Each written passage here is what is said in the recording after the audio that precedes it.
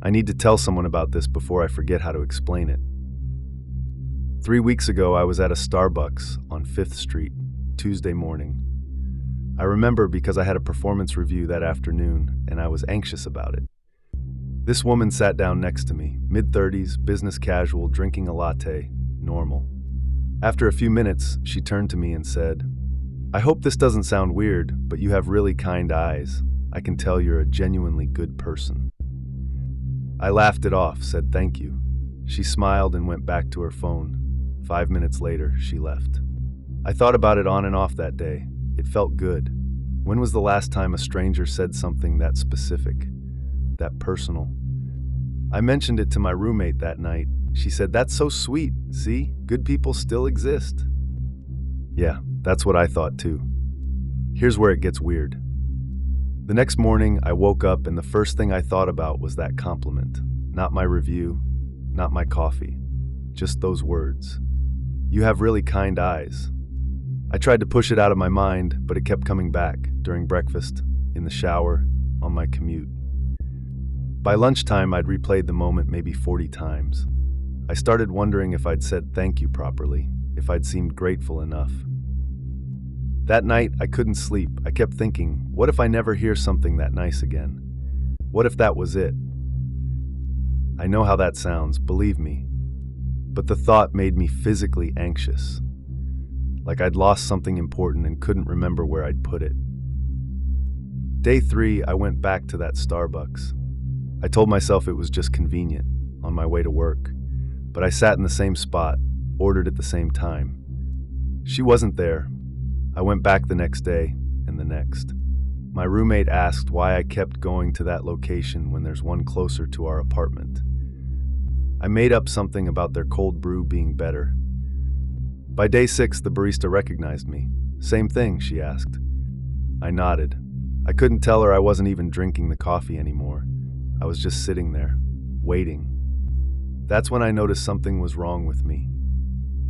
I'd stopped texting my friends back, stopped meal prepping. I called in sick to work twice that week. All I could think about was hearing those words again. On day 8, I did something I'm not proud of. I tried to recreate it. I went to different coffee shops and waited for someone to sit near me. I made eye contact, smiled. Nothing. I asked my roommate, "Do you think I have kind eyes?" She looked at me weird. "I guess, why?" "Just wondering. Are you okay? You've been acting strange." I wasn't okay, but I couldn't explain why. That night I recorded myself saying it. "You have really kind eyes. You have really kind eyes." I must have played it back 50 times, but it didn't work. It wasn't the same voice, the same cadence. I needed her to say it. Day 11. I hadn't slept in 2 days. I stopped going to work entirely. My phone had 37 unread messages. I spent hours searching for that woman. I described her to the baristas. Mid-30s, brown hair, navy blazer. They didn't remember her. I started having panic attacks. Real ones. The kind where you can't breathe and your vision narrows. And here's the thing that terrifies me. I knew this wasn't normal. I knew something was wrong with me, but I couldn't stop. It was like withdrawal from a drug I'd only taken once. My roommate threatened to call my mom if I didn't tell her what was going on, so I told her everything. She stared at me for a long time. Then she said, "I think you need to see someone, like professionally." Maybe she was right, but therapy takes weeks to get into, and I didn't have weeks. Day 14. I was lying on my bathroom floor at 3 a.m. when my phone buzzed. Unknown number. "Hello, Maya. Did you miss me?" My heart stopped. I typed back, "Who is this?" The reply came quickly, "You know who. You've been looking for me." I called the number immediately, but it went straight to voicemail. No greeting, just dead air. I texted again, "How do you know my name?" 3 dots appeared. Then, "You never asked mine, but you've been thinking about me for 2 weeks straight." That's intimacy, don't you think? I don't know why, but I started crying, relief maybe, or terror, maybe both. I wrote, "Why are you doing this to me?" And they answered, "I'm not doing anything. You invited me in the moment you accepted what I gave you. I'm just checking on my investment." My fingers shook as I typed, "What investment?" The reply, "Look in the mirror." I forced myself up to the bathroom sink, leaning on the counter as I stared at my reflection in the dim light. At first, I didn't see anything wrong, but then I looked closer at my eyes, duller, flatter, like someone had turned down the brightness. I grabbed my phone and opened old photos, selfies from a month ago. The difference was undeniable. My eyes looked dead, empty. I demanded, "What did you do to me?" They answered, "I took what I complimented, fair trade." My pulse spiked. "That's not possible," I argued, but they were unfazed. "You've been feeling it, haven't you? The emptiness, the need. It's only going to get worse." "How do I fix this?" I asked, desperate. 3 dots appeared, vanished, reappeared. Finally, "You can't, but I can help manage the symptoms. Same time next week, same Starbucks. I'll tell you again." "And then what?" I asked. "Then you'll have 7 more days, and I'll have 7 more days of whatever made your eyes kind in the first place. Your empathy, your warmth, the parts of you that made you human. It's quite nourishing, actually." "No," I wrote, "I'm not coming." Their response was instant. "Yes, you will, because right now you're already counting down the days, aren't you?" They were right. That was 6 days ago. Tomorrow is day 21. I'm supposed to meet her at 9 a.m. I've tried everything, blocking the number, staying at a friend's house, even going to the police. But what was I supposed to say? A woman gave me a compliment and now I'm addicted to it? They would think I was insane. Maybe I am. But here's what I know. I'm going tomorrow. I have to. The feeling is unbearable now. It's not just psychological. It's physical. My chest aches. My hands shake. I can't eat, can't sleep. And every time I look in the mirror, I barely recognize myself. My eyes are almost gray now, cloudy. I've been researching. There are others, not many, but they're out there. A guy in Portland who became obsessed after someone complimented his laugh and hasn't laughed in 8 months. A woman in Chicago who was told she had a beautiful soul and now can't feel joy, not even for her own children. One person wrote, "It's not a compliment. It's a contract, and you signed it the moment you accepted." I'm recording this because I don't know who I'll be after tomorrow. If you're listening to this, if someone gives you a compliment that feels too perfect, too tailored, too much like they see into you, don't just say thank you. Ask yourself why they're really saying it. And if you can't figure it out, walk away. It's 8:47 a.m., 13 minutes until I'm supposed to be at that Starbucks. I've been pacing for an hour, telling myself I'm not going. I listed every reason out loud. It's stupid, it's unsafe, it's insane. I even wrote, "Do not go," on a sticky note and slapped it on my door. Didn't matter. At 8:52, my phone vibrates. A photo, the Starbucks entrance taken this morning, fog on the windows, someone in a navy blazer standing just inside with a latte, back turned. The message underneath, "You're late." My whole body went cold. Not because she was there, but because she hadn't needed to look for me. She already knew I'd come. She wanted me to understand that she owned the space between my thoughts. I sat on the edge of my bed, trying to force reason into a mind that didn't want it. She was just a person, a manipulator, a stranger who saw an opening and stepped straight into it. Predators don't always look like danger. Sometimes they look like someone paying attention to you at the exact wrong moment. I typed, "I'm not coming." 3 dots appeared, then disappeared, then nothing. A minute passed, then another, and slowly I realized the anxiety wasn't getting worse like it always did. It was holding steady, still awful, still tight, but no longer rising. And I understood. She wasn't some supernatural force feeding on me. She was a lonely, damaged person who found a very effective hook, and I had handed her the line. I turned off my phone and shoved it into a drawer. I sat on the floor with my back against the bed, breathing until my hands stopped shaking. At 9:17, someone knocked on the apartment door. 3 quick taps, a pause, 2 slower ones. My stomach dropped. I was sure it was her. But then my roommate called out from the kitchen, "I got it!" And I heard the deadbolt turning. A man's voice, a delivery guy, a package I'd forgotten I ordered. I stayed on the floor for 20 minutes, waiting for the adrenaline to drain from my bloodstream. When I finally stood and looked in the mirror, my eyes looked the same as yesterday. Not better, not worse. Not magically fading, just exhausted. I was exhausted. Nothing mystical had been taken from me. I had given too much of myself away when I was vulnerable. I asked my roommate into my room and told her everything, the whole truth, not the edited version I'd been hiding behind. She listened. She didn't judge. She stayed with me for the rest of the morning. At 1 p.m., I called a therapist. They had a cancellation next week. I took it. At 3 p.m., my phone buzzed in the drawer, even though it should have been off. I waited before checking it. One text, "You'll miss me." I deleted it, blocked the number again. And then I did something I hadn't done in weeks. I stepped outside without looking for her. I didn't feel better, not immediately, but I felt something else, something almost like control. And for now, that was enough.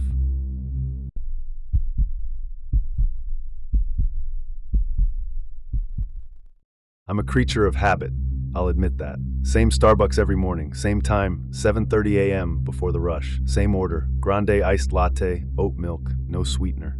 I've been doing this for 3 years. Ever since I moved to this neighborhood and started my job at the marketing firm 2 blocks away. The baristas know me. We do that polite small talk thing. "How's your day going? Cold out there, huh?" You know, normal. About 2 months ago, I started noticing something. Small at first. I'd walk in, and before I could say anything, the barista, this woman named Sarah, probably late 20s, would already be making my drink.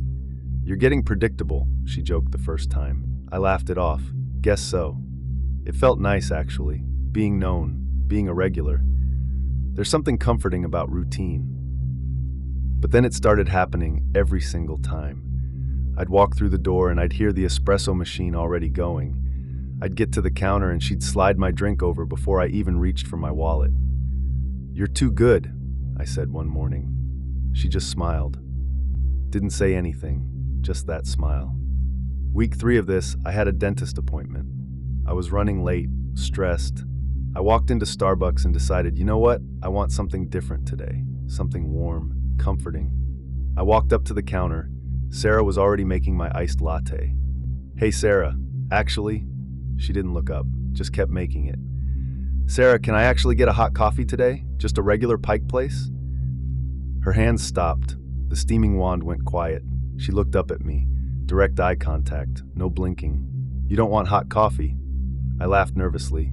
"I mean, I do though, just feeling like something different." "You never get anything different."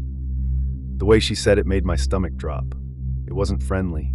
It was factual, cold. "Well, today I do," I said, trying to keep my voice light. She finished making the iced latte, put the lid on, wrote my name on it, slid it across the counter. "Drink it, not here you go, not have a good day, just drink it." "I didn't order that," I said. "You always order that. But today I want—" "You don't know what you want." Her voice was flat, robotic almost. Other people were starting to stare. A guy behind me cleared his throat. I felt my face getting hot. "You know what? Never mind. I'll just go somewhere else." I turned to leave. "Same time tomorrow?" she called after me. I didn't respond. I just left. I went to a different Starbucks, across town near the mall. 20-minute drive, different building, different setup, different baristas. I walked in, approached the counter. "Hi, can I get a grande hot coffee, Pike Place?" The barista smiled, started making it. I relaxed. See? Normal. I was being paranoid. She handed me the cup. I thanked her, turned to leave. "Same time tomorrow?" she said. I froze. I turned around slowly. It was Sarah. Same face, same voice, same green apron. How did you?" "Your regular, grande iced latte, oat milk, no sweetener." "I didn't order that, I ordered hot coffee." She tilted her head. "Did you?" I looked down at the cup in my hand. It was an iced latte. I dropped it, backed away, walked out to my car. My hands were shaking so badly I could barely get the key in the ignition. I drove home, called in sick to work. That night, I checked my bank account, just out of curiosity. I scrolled through my transactions. Starbucks charges lined up every single day for the past 2 months, including weekends, including the week I was on vacation in Florida, including today. 2 charges, one at 7:30 a.m. at my regular location, one at 9:15 a.m. at the mall location. I called my bank, disputed the charges, told them my card must have been compromised. They canceled my card, sent me a new one. I stopped going to Starbucks, any Starbucks. I made coffee at home, bought a French press, saved money, felt safer. But every morning at 7:30 a.m. my phone buzzes. Bank notification. Purchase at Starbucks, $5.47. grande iced latte, oat milk, no sweetener. It's been 6 weeks. I've called the bank 14 times. They keep telling me my card isn't being charged, there's no transaction in their system. But I see it, every morning. The notification appears on my phone. And last week I found something on my doorstep. A Starbucks cup, still cold, condensation on the outside, my name written on the side in Sarah's handwriting. Grande iced latte, oat milk, no sweetener. I poured it down the sink. The next morning there were 2 cups on my doorstep. This morning there were 7. All identical, all with my name. I haven't opened my front door in 3 days, but I can hear them out there, more cups, every morning. And yesterday I heard something else, a voice, Sarah's voice, through the door. Same time tomorrow? I'm running out of food. I'll have to leave eventually. And when I do, I think I know where I'll end up.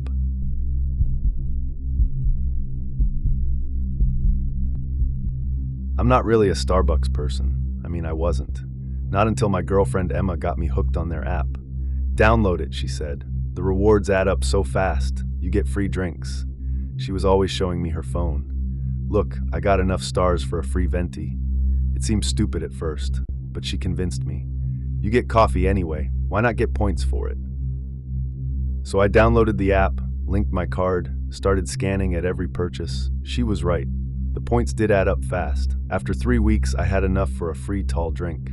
After a month, I could get a venti. I got kind of into it, honestly. Started checking the app regularly. Seeing the stars accumulate felt satisfying. Then one morning I noticed something weird. I opened the app and saw +3 stars, 2:47 a.m. I definitely wasn't at Starbucks at 2:47 a.m. I was asleep. I figured it was a delayed transaction from the day before, some system glitch. But then it happened again. +5 stars, 4:33 a.m. +2 stars, 1:15 a.m. I mentioned it to Emma. I think the app is glitching. It's giving me stars randomly. She looked at my phone. Weird. But hey, free stars? Yeah, free stars. I wasn't complaining. By the end of the week, I had 200 stars. I'd only made 3 purchases. Then I started noticing the purchases themselves. I checked my transaction history in the app. There were drinks I'd never ordered, a caramel macchiato in Portland, Oregon. I live in Columbus, Ohio, a vanilla latte in Seattle. At 11:37 p.m., a cold brew in Phoenix. Then another one. Then 12 more, all within 30 minutes. I called Emma. Someone's using my account. Did you give anyone your login? No, it requires Face ID. Then how? I don't know. I changed my password, enabled 2-factor authentication, checked my bank statements. Nothing was being charged. The purchases were showing up in the app, but not on my actual card. That should have made me feel better, but it didn't, because the stars kept accumulating, hundreds of them, thousands. I called Starbucks customer service. The woman on the phone sounded friendly at first. Hi, how can I help you today? There are purchases on my app that I didn't make, a lot of them. Okay, let me pull up your account. Can I get the email associated with it? I gave it to her. Long pause. Sir, I'm showing... Wow, you have 47,000 stars. I know, I didn't earn those. That's almost impossible. You'd have to spend thousands of dollars. That's what I'm saying. Someone is using my account. Another pause, longer this time. Sir, there's a note on your account. What kind of note? It was added by one of our store managers. It says, do not close this account. Customer is active. My blood went cold. What does that mean? I don't know. This isn't a normal note. I've never seen anything like this. Can you remove it? I don't have the authorization. You'd have to contact the manager who added it. Which location? It doesn't say. There's no store number attached. I hung up. I deleted the app immediately. I figured that would be the end of it. It wasn't. The charges started showing up on my bank account. Real charges this time. $6.47 at a Starbucks in Boston, $8.23 at a Starbucks in Denver, $15.89 at a Starbucks in Miami. Dozens of them, every hour. I called my bank, explained everything. They canceled my card, sent me a new one with a new number. The charges kept coming. On the new card, the one that hadn't even been activated yet. I went to my bank in person, closed my account entirely, opened a new one at a different bank. It didn't matter. The charges appeared in my new account within 24 hours. I stopped checking my bank statements. What was the point? But then I got an email from Starbucks. Subject line, "Congratulations, you've reached gold status."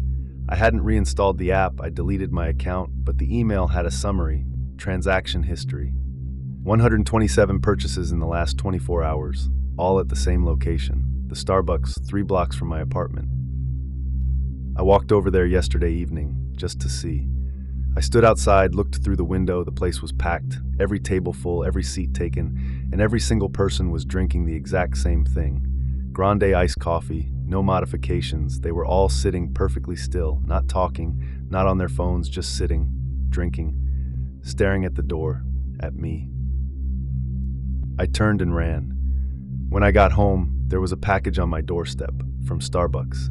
Inside, a gold card, personalized with my name and a handwritten note.